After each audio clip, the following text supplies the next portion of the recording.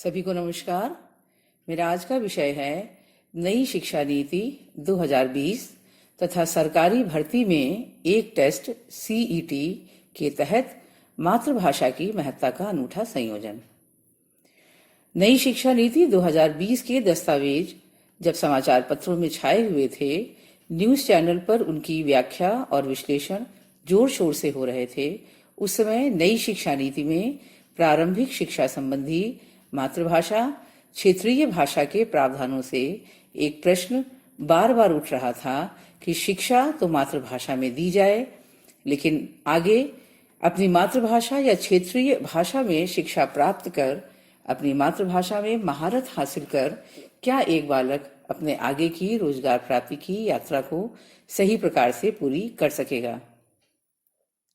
सरकारी भर्तियों में वर्तमान में घोषित एक टेस्ट के तहत होने वाली परीक्षाओं में क्षेत्रीय भाषा में भी प्रश्न पत्र हल किए जाने की सुविधा उपलब्ध कराकर वर्तमान प्रशासन ने कम से कम अपनी शिक्षा नीति में रखे गए भाषाई प्रावधान और रोजगार के लिए अपने अधिकार क्षेत्र में भाषा के तालमेल का एक बेहतर संयोजन प्रस्तुत कर दिया है। यहाँ प्रश्न यह जरूर उठता है कि ग्लोबलाइजेशन के वर्तमान परिदृश्य में जब अंतर्राष्ट्रीय भाषाएं बड़ी महत्वपूर्ण हो चली हैं, तब क्षेत्रीय भाषाओं मातृभाषा में पठन पाठन पर जोर क्यों? इस प्रश्न के उत्तर के लिए यदि शिक्षा के क्षेत्र के दिग्गजों, शैक्षिक विचारकों, चिंतकों के विश्लेषणों को देखें तो बात अधिक तर्कसंगत हो सकेगी। महात्मा गांधी ने प्रारंभिक शिक्षा में मातृभाषा की महत्ता को बताते हुए अपनी पुस्तक मेरे सपनों का भारत में कहा था कि मेरी मातृभाषा में कितनी ही खामियां क्यों ना हो, मैं उससे उसी तरह चिपका रहूंगा जिस तरह अपनी माँ की छाती से। उन्होंने यह भी बताया कि विदेशी भाषा के माध्यम ने बच्चों के दिमाग पर अनावश्यक जोर डाला है, उन्हें रट्टू और नकलची बना दिया है।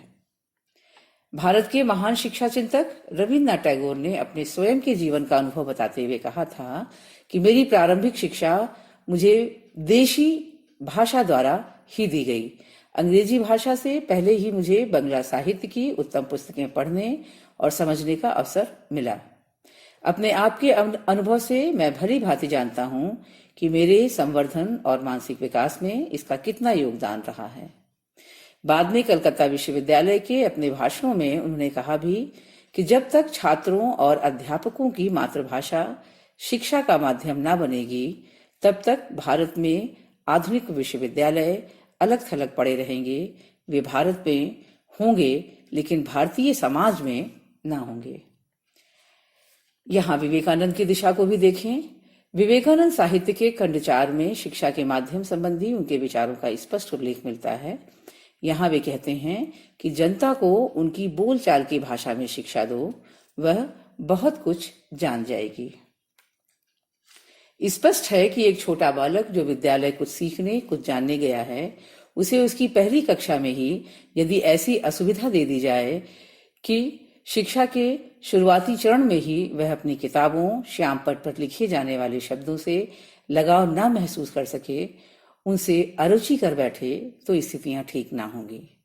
भारत के शैक्षिक व्यवस्थापन में मातृभाषा शिक्षण की महत्ता के प्रति सदैव आवाज उठती रही है। शिक्षाविद व बाल मनोवैज्ञानिक इस बात की तरफदारी करते रहे हैं कि शुरुआती तौर पर शिक्षा का माध्यम मातृभाषा हो।